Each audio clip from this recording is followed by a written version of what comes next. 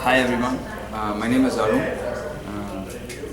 I'm from India and I did my bachelor's from Anna University and from master's from IIT Madras, and I'm right now in the chemical engineering department at Drexel University. So I'm going to explain about distillation. So most of us are chemical engineers here, so I'm not going to ask you this question, but there's an environmental engineer here who is drinking the coffee. Do you know what is distillation? Yeah, just do you mind? Separation of different. Great, thank you. You almost did half the job what I wanted to do.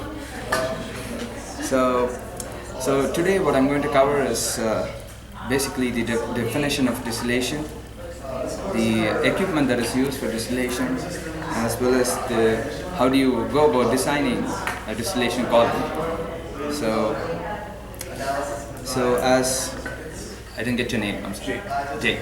As Jake said, distillation is a process of separating mixtures of a different volatility. So volatility, what it means, for example, when two substances differ in their boiling points, so they have different volatility.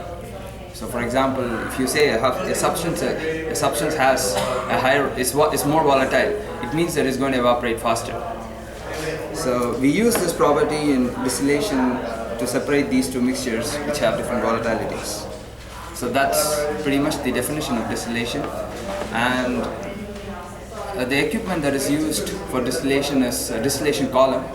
So if you want to imagine a distillation column, it's actually a tall cylindrical structure. So I couldn't find a bigger paper to actually explain, so I hope it's visible to everyone. So this is a distillation column. It's a tall cylindrical structure which has a hemispherical top and a hemispherical bottom, and you have a condenser on the top and you have a boiler on the bottom to heat the product, to heat the feed that is coming inside the distillation column. So as I said, the product that comes out of the distillation column they have different volatilities. So the substance which is more volatile, you're going to get it on the top. So for example, gasoline is more volatile than asphalt. So it's going to be on the top of the distillation column, and asphalt is less volatile, extremely less volatile. So it's going to be on the bottom of the distillation column. So for example, the feed is usually a crude oil, so which has a mixture of different substances, and it differs in different volatilities. You just feed the crude oil in the distillation column and you get all these products from the column. So the last part is the design part, and it's just extremely difficult to design a distillation column. It's not as easy as I explained it in the paper. So the design usually involves designing the heat duty of the condenser, how much heat that has to go into condensing the product that is on the top, and how much heat we have to give to the boiler. And typically what most chemical engineers are interested in is how tall the distillation column has to be.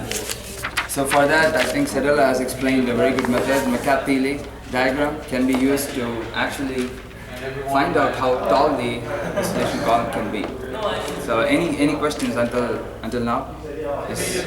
Yanan seems to be really yes. I'm really confused. Sorry? Confused. Oh my God! I didn't do a good job. I'm sorry.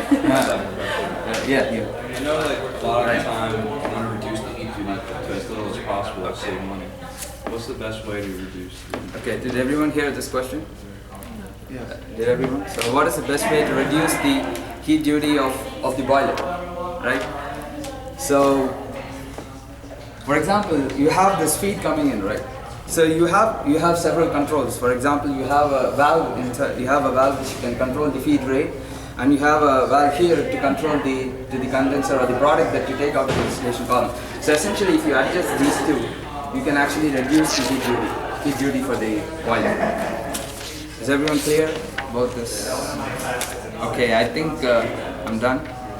Any more questions? Anywhere? You have Jake? You have anything? Good, thank you.